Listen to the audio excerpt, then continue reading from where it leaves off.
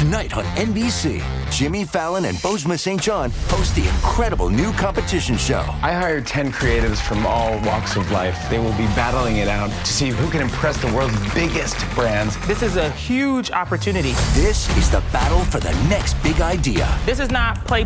We're spending millions of dollars. I'm so excited to embark on this adventure with all of you. May the best idea win! On Brand with Jimmy Fallon, tonight on NBC.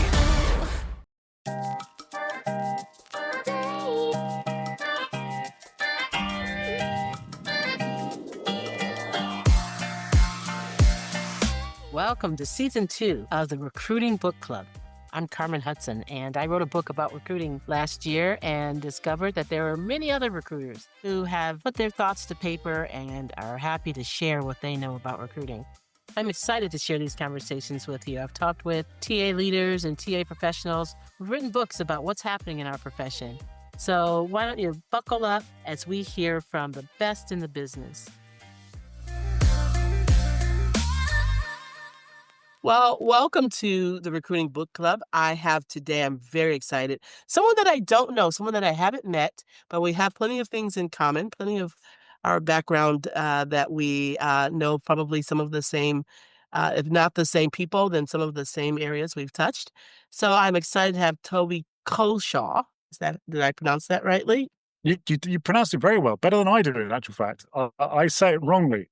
So I say Culshaw, which is the wrong way of saying it. So I appreciate you getting it bang on. I appreciate that. That's the thing I worry about, like getting it right. In any case, I have Toby here. Toby is the writer of The Talent Intelligence, How to Use Business and People Data to Drive Organizational Performance. And I was so excited to read this. There is probably no other book out there like this. So if you are... And if it's a good thing or a bad thing. No, that's a great thing. It's a bad thing, but it's a great thing that you have, at the very most, you've started perhaps a generation of people who will look into this even more, with even more details and in depth. But I think that capturing what you do, how you do it, is really important, that you're able to share what happens at Amazon, which has such a big need and drive and probably budget to do this, whereas other organizations may not have the same. So sharing this information is really, really helpful. So excited to talk about that. But before I do that, I'd love for you just to introduce yourself. Tell us a little bit about where you are, because you are not here in Seattle with most of Amazon as I know it. And tell us exactly what you're doing, because you left Amazon a few months ago, as I understand. Tell us a little bit about what you started, what you've begun, and tell us a little bit about your history and how you got to do what you do so well. Yeah, but thank you very much. It was a lovely intro. I'm very honoured to be here and honoured for that intro, honestly. So I come from recruitment, sourcing, research, exec search. I've been doing that sort of stuff for about 20 years. Honestly, I started in recruitment research, where I was doing finance recruiting in London, and I opened the Big Red Book. And anyone that's ever done finance recruiting in London or in the UK knows the Big Red Book. It's literally a book of everyone in the country that's qualified or soon to qualify as an accountant. So I was very much a hands-on researcher from day one in recruitment. And that never really left me. So when I tried doing agency and 360 roles, I was still very much on that research side of things. I was always better at the finding candidates and doing the hunt than I was doing the sell. So I kind of naturally fell towards the sourcing side of the house as it was starting to form, however many years ago it was now, when we started doing all this sort of stuff. And then I bounced around and did kind of RPO for a little bit and ran my own research firm for a little bit. But then through that era, when sourcing started to pick up internally, I started to move into companies to help them stand up direct sourcing capabilities. Really enjoyed it, and I did that for a little while. And then it was when I was at a company called Thales, which is a big French defense firm, that kind of started pivoting for me. And it started pivoting into how using this sourcing data to influence decisions a bit more.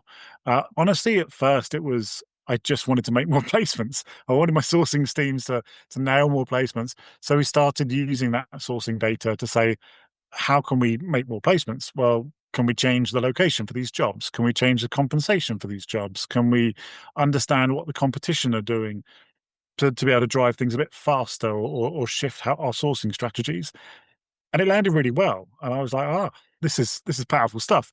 We start affecting decisions upstream. It makes our lives way easier downstream.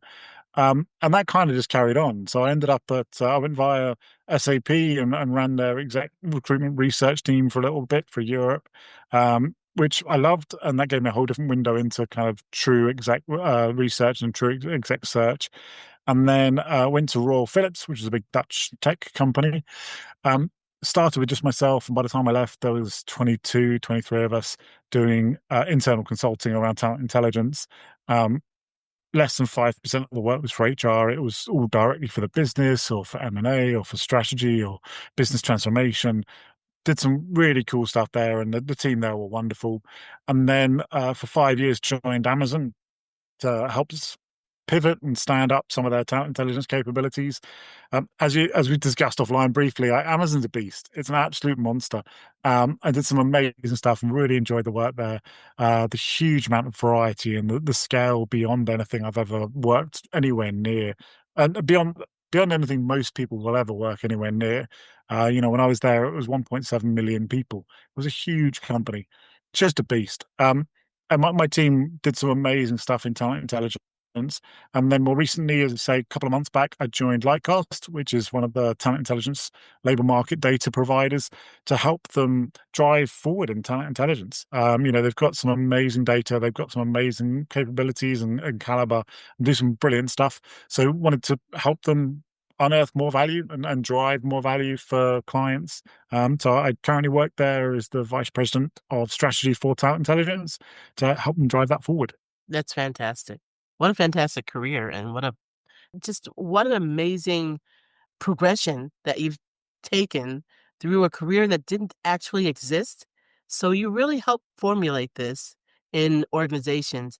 I'd love to know if you have a sense of how many companies actually have some sort of formal talent intelligence organization, and how large of a population is this? Yeah, great question. And I've been very fortunate. I honestly have. Like, I think I've been lucky to land with bosses that see the value of research and intelligence and uh, see the broader capability of its potential. Because honestly, there's an element where there is a leap of faith, like that you're doing this work and it's not resulting in a bum in a seat necessarily. So, if you're in a very transactional TA model, it can be hard to build this sort of stuff in a strategic way. So I've been very, very fortunate, very lucky to have some amazing bosses during that period. In terms of the penetration for TI, it's still pretty low. If you do just a pure generic keyword search for talent intelligence as job titles, it's gone up, but you're still looking at kind of low 1,000 and change. So it's like 1,500 people, maybe. There's TI capabilities. So in the book, I talk about kind of capital T and I and lowercase-ti and I. There's talent intelligence capabilities that are broader. So you see within exec research or sourcing or workforce planning or people analytics, you see some other elements of TI capabilities. But the pure standalone TI teams, you're still looking very, very low. It's, as I say, 1,000 or something people globally. Fortune 1,000, you're probably looking at maybe, if you're lucky, 100 companies in there. Reality, it's probably sub 50 companies. Most of those teams also are sub 5 people.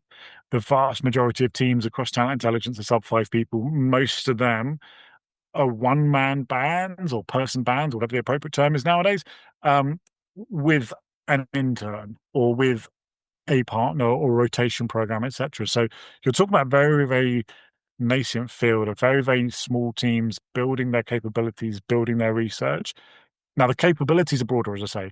You'll see a lot of exec recruiting teams starting to do this work from exec research. You're starting to see workforce planning building this out. A lot of recruiters and sourcers, particularly if you're from that era of problem-solving sources and recruiters rather than process sourcing recruiters, they do a lot of this work because they are used to trying to solve a problem, and if that problem isn't going to get fixed by finding a CV or finding a candidate, you have to solve that some other way. So there's a capability is much broader. but people that have managed to carve out the headcount and have standalone roles in this space is much, much lower. I love that you call that out. I think there are individuals working away at some of this work, but they don't have the department or the title, but they're doing a lot of this work for their organizations, whether it's at executive search level or even just looking overall at the talent market. Before we go deeper, let's Mhm. stop, and I'd love for you to define talent intelligence with capitalization or not. And I remember reading a little bit about your definition, which might be a bit controversial. So if you want to talk a little bit more about that controversy, that'd be great as well. Yeah, for sure. So the definition of the book is horrible. It's a horrible definition. um, so essentially, I'd say that talent intelligence is using external labor market data to affect business decisions. Full stop. Now, the broader definition is you're using external labor market data, whether that's about people or skills or competitors or the workforce. You combine that with some kind of internal data to help set a benchmark. You do some kind of analysis and insight generation, and that will affect the decision making process. Now, where it got a bit murky for a few years is you saw two really quite distinctly different definitions emerging. One from talent intelligence practitioners who would broadly use the definition I just said, and the other one from talent intelligence vendors. And the vast majority of the vendors in the TI space were broadly using the term to mean talent management analytics because there was such a focus through that period of internal hiring, skills-based organizations, etc. And so the talent intelligence they were referring to really was the intelligence of the talent lifecycle within a company, whereas most practitioners, because of where they were formed from a functional perspective, their main focus was on external talent, and it was the external labor force. So did end up with this kind of weird period where there was two people using the same phrasing and meaning very, very different things. I'd say it's kind of coming together now. Really, you're broadly seeing talent intelligence meaning the external labor market data, coupling with internal data to try and set the scene and move things ahead. But yeah, there's still very much a grey area, and it's shades of grey. And that's okay because it's a growing field. There are, like you said, not very many people involved in it. So let's leave some room for improvement and expansion, and that's fine.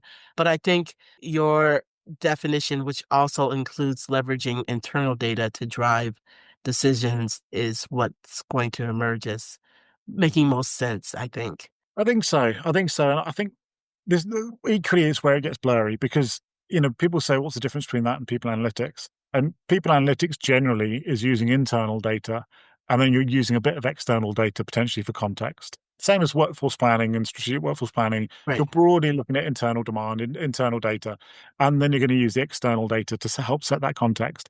It's really just where you're dialing up and dialing down is the honest answer. Um, TI generally, your primary focus is the external, and you're going to use the internal just to help set context for the external. And people analytics, HR analytics, it's the reverse. You're using the internal data as your primary data point, and you're just using the external to help set that context. But realistically, it's probably all going to come on for a collision course at some point. You're starting to see more talent intelligence functions merging with talent acquisition analytics, merging with people analytics. It's the yin and the yang. It's all going to come together at some point because honestly, to answer any of these questions, you have to understand the holistic context. Having any kind of silo really doesn't help answer the question. So it's all going to come together at some point. I can't wait for that day to. Where did you sit when you were at Amazon? Where did you actually sit? Did you sit within TA? Did you sit within another organization? How did that work? Were you centralized? And how did people know that you existed? I'd love to hear a little bit about that. Try to hide as much as we could. No, so we started off within talent acquisition operations. And at first, it was talent acquisition operations only for operations, in actual fact. So the operations business unit. And then that merged with consumer. And that became talent Amazon stores. So we were sitting within talent acquisition operations for Amazon stores. And then we moved out of talent acquisition operations and we moved into talent management. So we were under talent management for a couple of years and then back under talent acquisition again. So kind of moved around. You do see your type of work change during that period as well.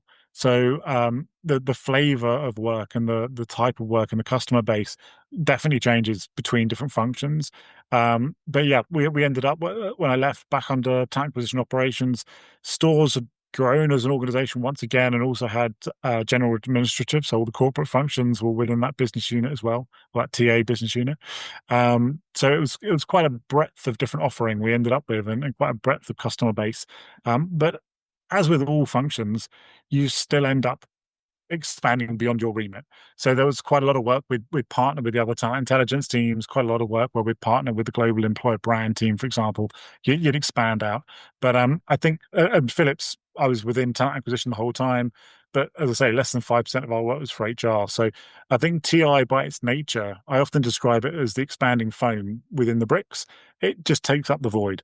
Whatever the gap is between different functions, TI kind of naturally takes up the void. So it doesn't really matter where you're based. When I did the Talent Intelligence Collective benchmarking survey a couple of years ago, it was the last one, you saw 46% of talent intelligence teams sat within HR, which is by far the biggest function of where they sit. But then equally, that means more than half the talent intelligence teams out there don't sit within TA. So sorry, not HR, within TA. But so more than half sit outside of TA, 46% within TA. So it's fascinating to see where they spring up. You see, as I say, the majority within talent acquisition, primarily from the sourcing function. With it, you see them springing up in talent management. You see them springing up in exec recruitment and exec research. You see them springing up in strategy and operations. So they do appear in a few different functions. Broadly, most of them are within HR generally. But yeah, they are. It's the capability and the need is such that you see it coming from all different areas. Because as we all know, CEOs will often say people are their biggest asset, and the biggest risk for future development or growth is not access to the right people or skills. So the capability can come from anywhere, and the demand can come from anywhere. So how did you see the demand come in, and how did you manage that? How did you qualify the kind of projects that you work on? Did you have some definition around that? Do you recommend having definition around that? Yeah, so absolutely have barriers to entry, which sounds weird, but most teams will sit there and try and make as few barriers to entry as possible and open up things as much as possible for their customer group. I'm the opposite. I want to make things difficult. And the reason being is if you don't make things difficult, you end up being flooded with nice to have requests because the stuff you're dealing with, whether it's competitor intelligence, whether it's location strategy, whether it's skills intelligence, whatever it may be, it's really interesting stuff. And people from the business, people from your TA organization will love to know all about it because it helps set the context for everything they're doing. But the problem with that is you're by and large going to have a very small team or a very small capability initially, and you're going to be based in bigger organizations. So you're going to drown unless you set these barriers up quick. You're going to drown. So in the book, I talk about having the barriers to entry, and you'll have things like: is this work aligned to a strategic business goal? Is there a defined, measurable business impact value for the work? And you can see that from what is the problem statement. Is it aligned to a certain level of seniority within your organization? So you have a sign-off process where you can only work on it if your director or your VP or your SVP has signed off on the work and said, yes, this is a core strategic priority for us. Um, Set your capacity limits. So if you are at your capacity limit and something comes in, great. What's going on the chopping block? What gets dropped to do this work? You've got to be really clear and tough with these things because if not, you're going to drown. There will just be too much work because there's just too many decisions going on in companies to mean that this isn't needed. So having really clear expectations, really clear demand. I've never said no to a project. I've just said if you can't articulate why this is a business problem or it hasn't got an articulated measurable impact value, I can't work on it. So it's up to you as the requester to be able to articulate what is the impact on the business for this, for me to be able to work on it, rather than me doing the work and then trying to chase downstream to say, how has this impacted downstream later? You'll just be chasing your tail forever if you try and work it that way around. That's awesome. You share in the book a pretty sort of narrowed down example of how you might question or get someone to drive to what exactly they're looking for. And so it seems as if just getting people to answer very basic questions about what it is they're asking gets them to help clarify the work and what they may need from you and what they'd like to see at the end of it. Can you share with me, you shared in the book quite a few examples, but if you wouldn't mind sharing with me some really great examples of work that you were asked to do, work that you were excited to do, work that you were able to deliver on. Sort of what were some of the things that got you really excited? Yeah, so the vast majority of most talent intelligence teams' work will be based around location in some kind of way, shape, or form. Um, Depending on the company and the period, that could be a growth expansion piece. And so you're looking at locations for new sites, new shared service operations, new expansion sites, whatever it may be. Depending on the company, you might have specific countries that you have to go into. If you're building data centers, for example, you're going to have certain sites in mind. Um, if you're further down that decision process, it might be site feasibility. So you've already been locked down that you're going to a certain site, and now is that feasible? Like, how do we make this feasible? If you're in a period of contraction, it might be we don't want to expand anymore. We're now going to double down in these locations. How do we make these the most appropriate for whatever strategy we're going for, or cost based? Obviously at the moment, a lot of cost pressure. A lot of companies are going, we need to have the skill sets, but we need to have access to them in a lower cost location. So what's our lower cost location strategy? So location is a huge one, and the beauty of location, for me at least, is it ties in so many variables. You've got the traditional talent supply, talent demand, talent cost, but then what does your real estate team look like?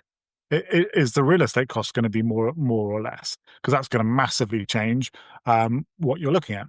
What's the actual real estate allowance? Each country will generally have a legislation around how much physical desk space you have to give every employee. So if you're putting 1,000 headcount in Bangalore, that's going to be very different from 1,000 headcount in Berlin or in Cape Town or wherever you're looking. So it's going to change radically. So suddenly you have to tie real estate in. You have to tie in, your finance function or your compensation bends function to say, okay, well, how does our salary or the compensation change within different countries or legislations, etc. So I do like location because it gets you into all these kind of pan-functional conversations, but then it ties in pretty much every other type of study, because you hit a location, suddenly you're into competitor intelligence because you have to know who's in that location. Are they going to, if you put 1,000 headcount in, are they just going to rip them out and steal your talent? So you're into competitor intel, you're into all benchmarking, all leveling detail. You're suddenly into cultural intelligence. You're into all these different types of study from location as the initial instigator. But then you get the weird and wonderful. Like M&A intelligence is wonderfully fascinating. It's incredibly high pressure, incredibly fast moving, incredibly secretive. And you suddenly diving into like org benchmarking or expansion philosophies, or why are you even buying these companies? We saw OpenAI buy Johnny Ive's company recently, and there is no real product there yet. It's probably the largest acqui-hire move in history in my mind. Like, why are we philosophically buying this company? You just end up in some really interesting deep waters really, really fast. So, yeah, depending on the company and what you're after and what you're trying to achieve, the type of projects you could do is huge variety within there. But yeah, I have the ability to get myself excited about all of them equally. Like, I could be doing an org design piece, or I could be doing location strat, or I could be doing competitor intel. I find it all fascinating, and that's before you even start cutting by geography. Like, you get into weird and wonderful worlds where the geography is really, really difficult from a data perspective, and you have to just go through reams of data to try and find some valid data points. Or you're going to parts of the world where you look at China and you've got the data firewall, and suddenly you can't have access to data from the outside world. Well, how are you going to get that? You suddenly have to think very creatively around the data sources you're looking at, or how you're working through these things. Absolutely. I remember I was working for a company and they had actually already opened a call center in a specific area, and they were having difficulty attracting employees to the call center. And what they figured out was that it was in such a ritzy area that people who would take the call center jobs did not live there, and there was not great transportation there, and so it was always going to be a struggle, and that was a big issue, which probably could have been avoided had they done a little bit more work in advance, right? 1,000%. And Yeah. often I'd say, when you're doing any kind of like podcast or talking at an event or whatever, people often want the success stories, but I find the failings much more interesting. When things go horribly, horribly wrong, that's much more interesting. And that's often also where I see the biggest traction in terms of building out talent intelligence capabilities. Trying to build it out proactively is really hard because you're sitting there going, if I do my job really well, I'm going to make things downstream much, much better. But the business have never felt the pain of that because you're addressing things ahead of time. You're de-risking things ahead of time. When things have gone horribly wrong, and you can go, that situation there, that situation that cost us X million dollars, if we would have done this, we wouldn't have had that problem. We could have mitigated this ahead of time. Those are the situations where it's much more interesting. I had a similar where somebody put a call center in a location where my team explicitly said, don't put it. This is out of the 20 something locations. It was number like 18. It was a terrible location. The business ignored our advice, went there because it was really cheap. 2 years later, it got escalated, SVP level escalation as to why we can't hire in this site. Came back down. They said, did your team work on this? Obviously, I was terrified, thinking, oh no, did we recommend this? This is awful. Dug into it. We were explicit. We said, don't go there. This is going to be a really bad move if you go there. And I think, and then that absolutely gave my SVP the leverage to go, look, we told you this was going to be a terrible move. You chose to do it. This is on you guys. We can dig you back out this hole, but this is on you guys. And I think that's the key thing with a lot of this stuff is it gives you the ammunition to go into battle when things go horribly, horribly wrong, which they do. But it's we can advise, we can consult, but the reality is very rarely is HR going to have the power of veto on this stuff, and very rarely are they going to be the decision point. But historically, they've often been the whipping post that gets beaten up afterwards when things go wrong. So it kind of gives you that power to leverage and push back a bit. Hey, we're the payroll baddies, and our mission is to make payroll fun and relatable. And call out industry when we hear it. You got to call it out. You got to call it like you see it.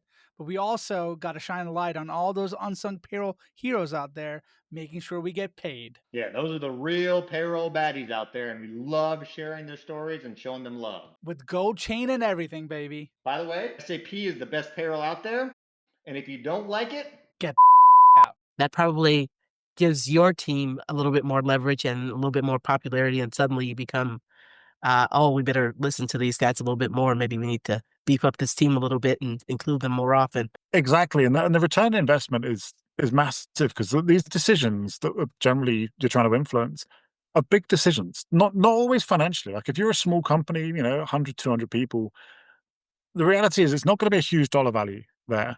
I remember talking at a conference in Malta, wonderful conference, and the person in the crowd said, you're at Philips, you're a massive 80,000 person company, you're doing this stuff. How is that relevant for me as a 200 person company?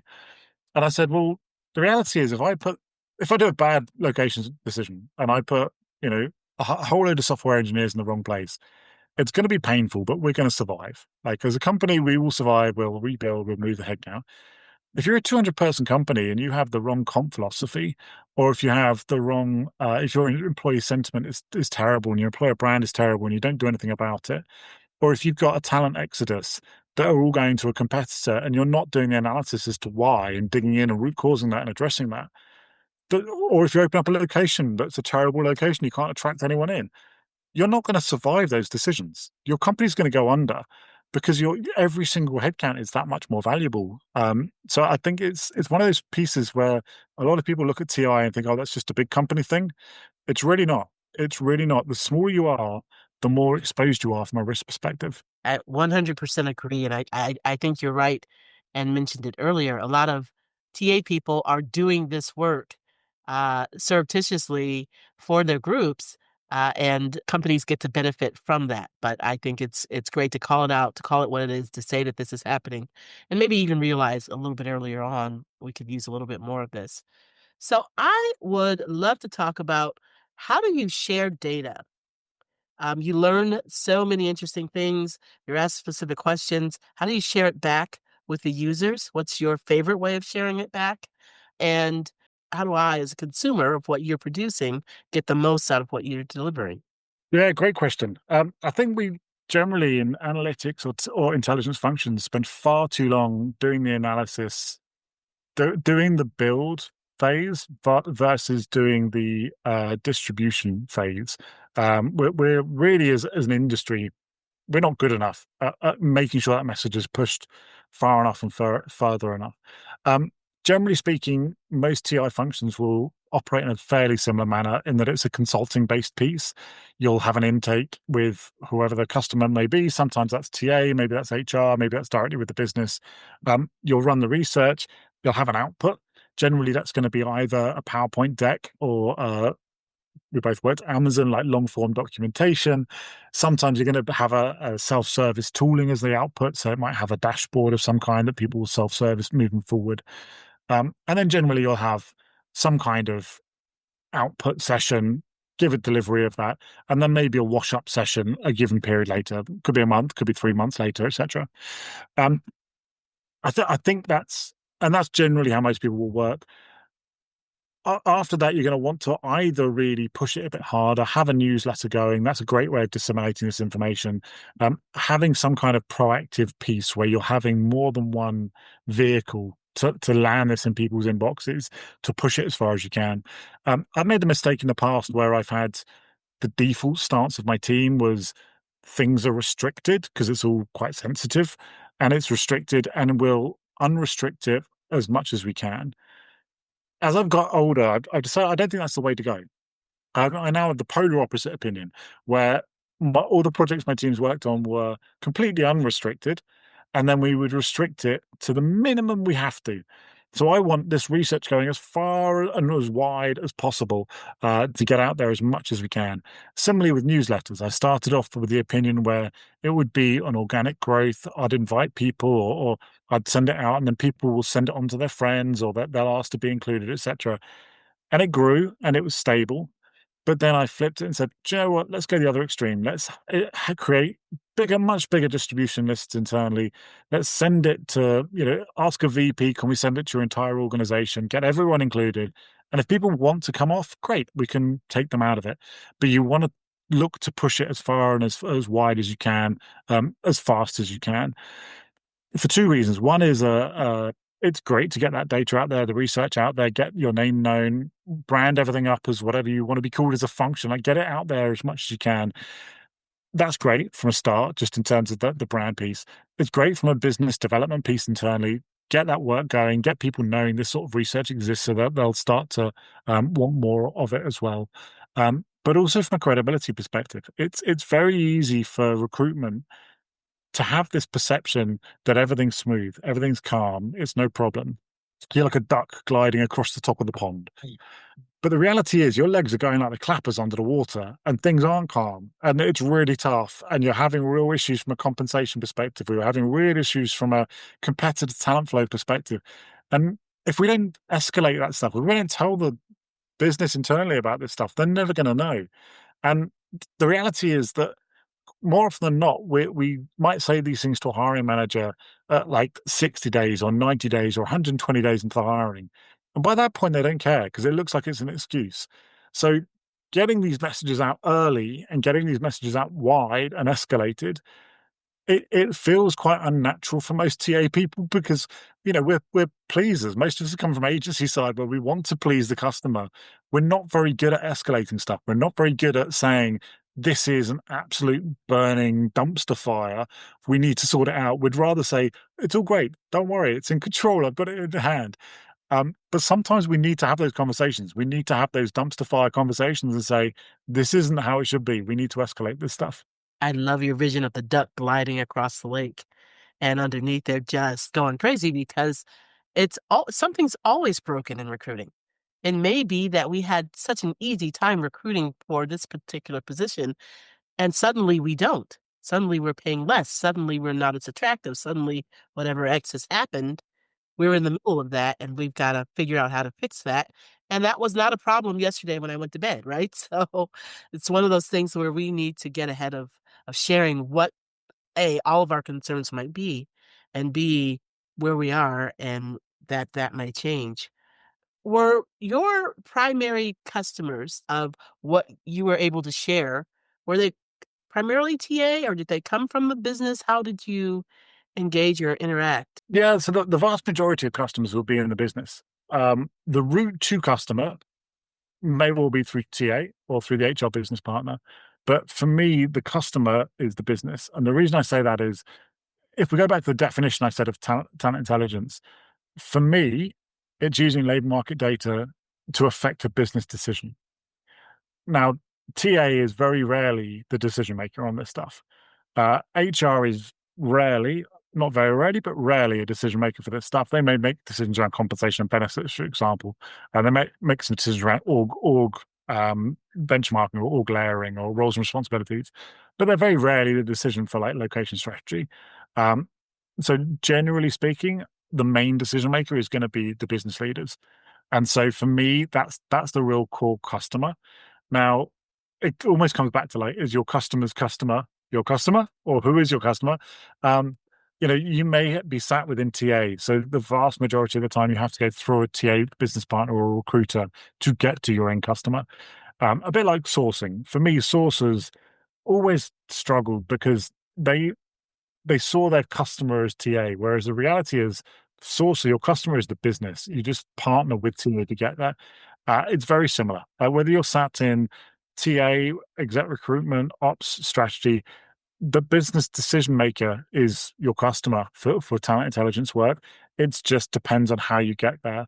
There are some slight caveats. If you're doing hardcore talent intelligence work into recruitment marketing, for example, then obviously our recruitment marketing employer brand teams are going to be your customer. But I'd still argue ultimately it's going to be the business that's the end decision maker and going to be the end customer. I am scrambling around because I have here, I love your example of your KPI framework, and I'm trying to find the KPI framework in your book. Tell me a little bit more about how you leverage that.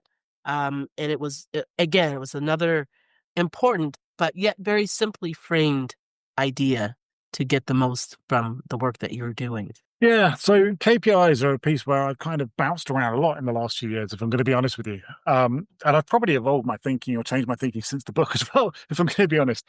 So I think that KPIs, for me, you've got two different types of KPI. You've got an operational KPI of like your metrics for literally the key performance indicator. How are you performing as a team? So you're going to be wanting to look at, and then this is where I get into measure everything, but not everything is equally as important. So I want to know how many projects I'm doing in every single customer business area. I want to know how many by level. I want to know how long each type of project lasts for. Do our location strategies all last the same sort of period? Our competitor at deep dives the same sort of duration? Does it change by the size of company? Does it change by the number of functions or the number of roles in scope or the geographies in scope, etc.? Like, I want to measure all of that. And I then equally to know how it's all performing and to see any bottlenecks. And I want to know all of that by every single person in my team. I want to know, I mentioned post-project wash-ups. I want to know the net promoter score for every single project and every single customer base and every single region. I want to know how it varies by region because you all get regional variance on net promoter scores. If anyone's ever worked in a company in the Benelux, they know those guys score hard. They are tough people to please. You're very rarely going to get a 9 or a 10 from anyone in the Benelux. Whereas if you're doing the same project in the England, we love scoring people 9 or 10 because we're too shy and don't want to have any kind of conflict. So I'm just going to give you really good scores, even if I think it was terrible. So I want to know all of that data. You're changing my opinion about my own work and, Exactly. and what I perceive.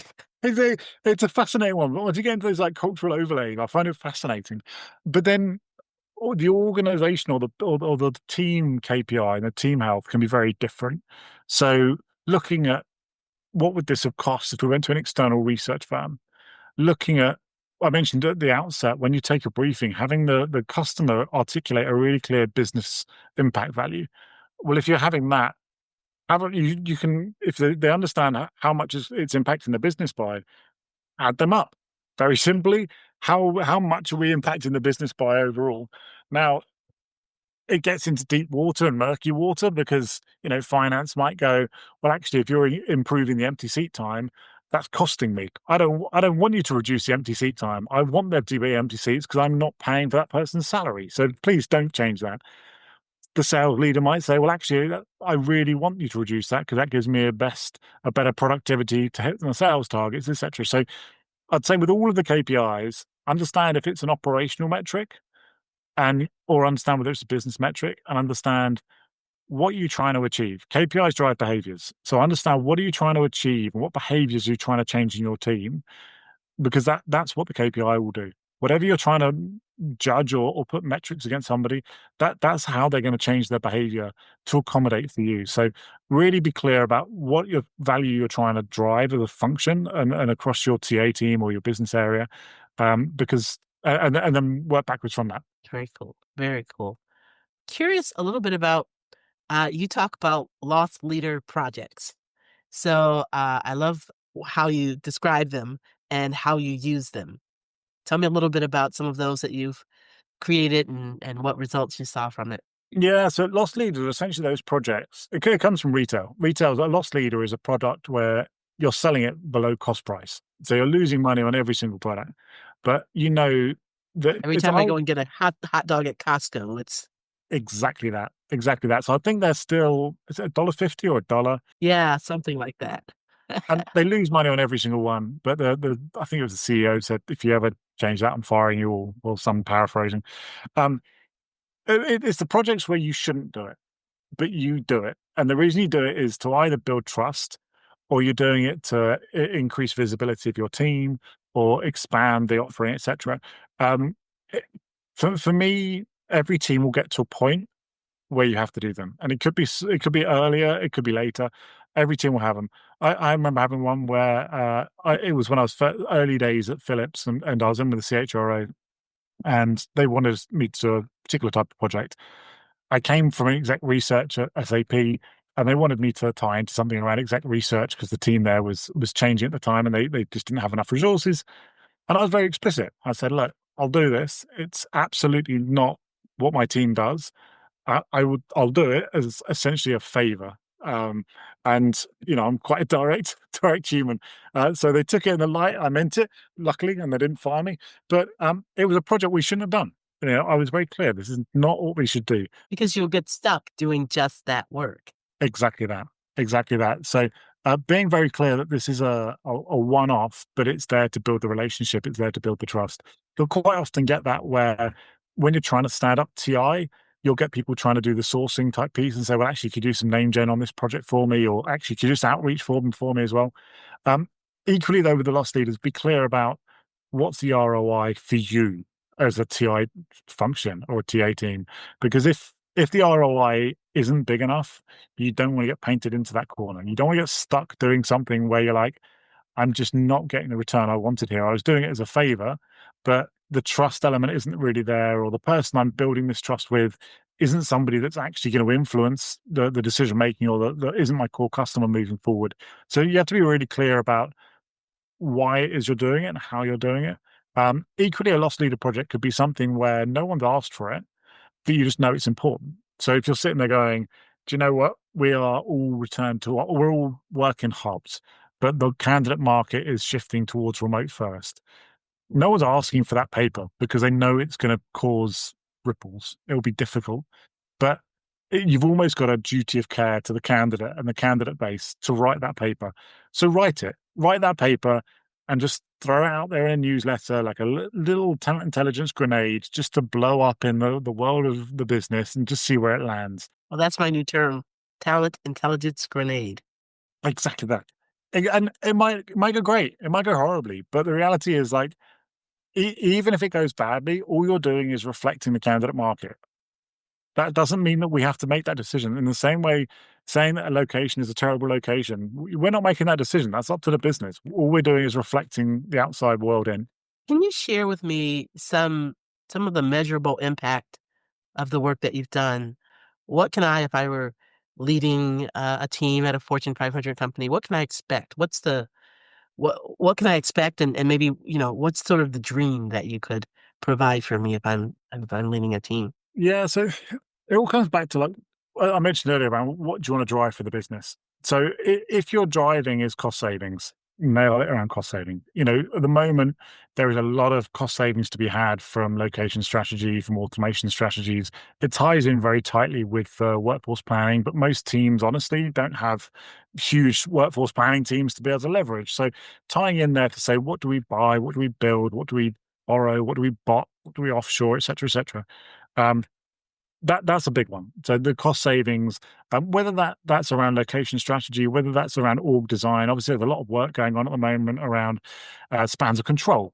How many managers should you have per employee? How does that compare to your competitors? But then also, once again, contextually, why is it different? Like that, you may have a massive HR function compared to your competitors, but that might be absolutely the right model for how you work. Understanding that context is really, really key.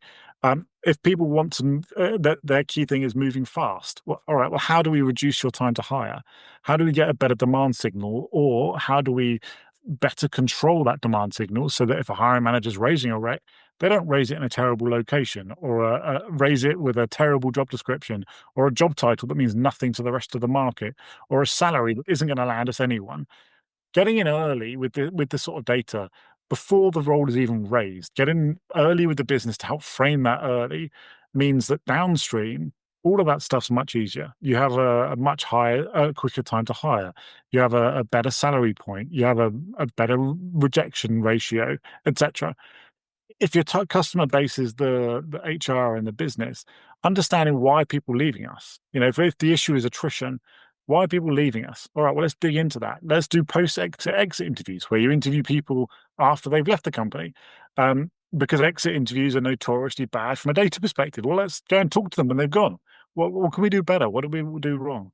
Look to reduce that attrition rate. So whatever the main business pain is and the main business issue, tie your KPIs and your deliverables to that. Have a success metric tied to that. Because if not, you could end up with a success metric that, frankly, leadership in the business don't care about. Right. If you've made huge cost savings, but your business is sitting there going, I'm cash rich. I don't Right. care about cost savings. I want this stuff quite fast and I want really good decisions.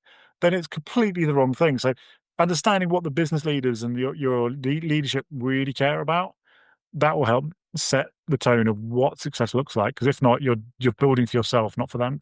I love that. I would be remiss if I didn't talk to you about what do you see happening in our labor markets, and how will automation and AI impact the way corporate organizations look. I have been reading all kinds of things, and there are a few bloggers that I follow and a few technologists, and it's all over the place. I'd love to hear your thoughts, what you're seeing the labor market and what you think some of the shifts might look like. Yeah, it's wild, isn't it? You read everything from it's going to have really no discernible impact to we're all going to be unemployed and there won't be any jobs. Reality is it's going to be somewhere in between, isn't it? I think there are certain activities that will definitely get automated. I think our baseline of what entry level will probably change. You're seeing a lot of people saying graduate recruitment's fallen hard. It's fallen hard during a time of economic downturn, which That's it it. always does. Right.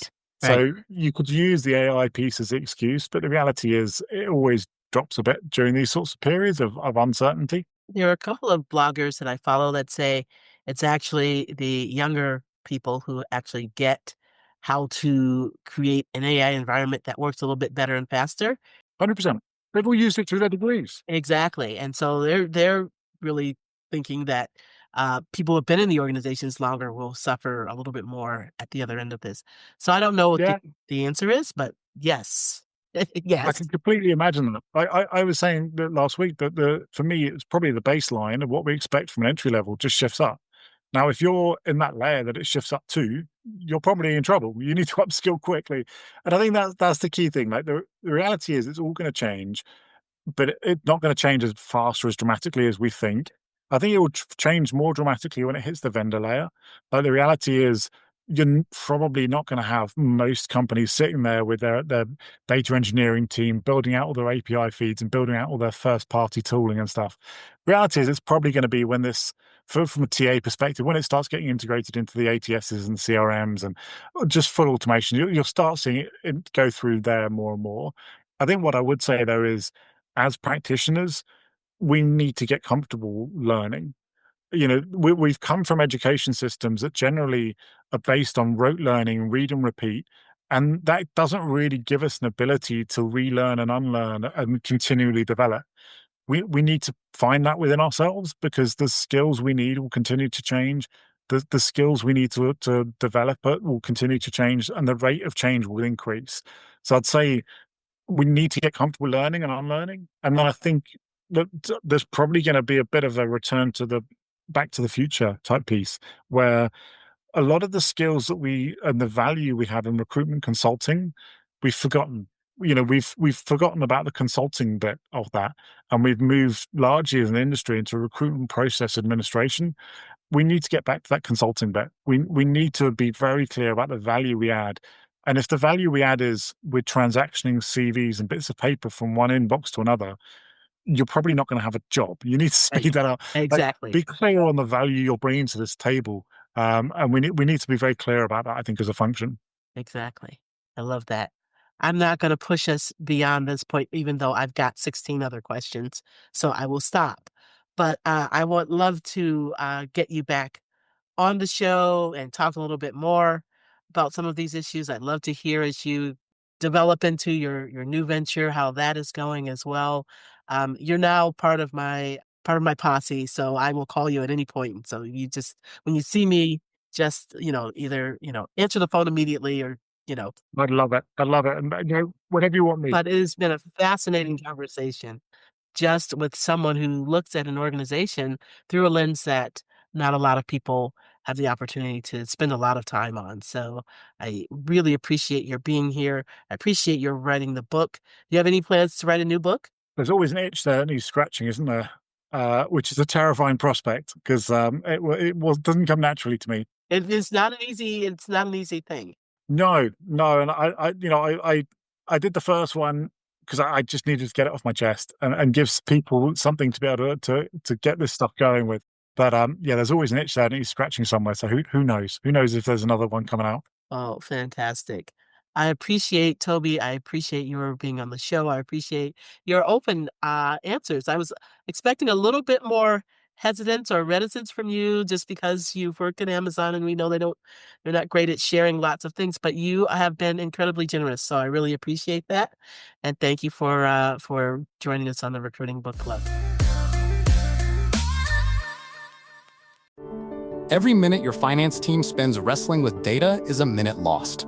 Insight Software's AI-powered insights instantly move you from complexity to clarity. Automated analysis, real-time reporting, strategic recommendations, all at your fingertips. Transform how your finance team works and watch your business grow. Stop wasting time. Start making smarter decisions. Learn more at insightsoftware.com/AI.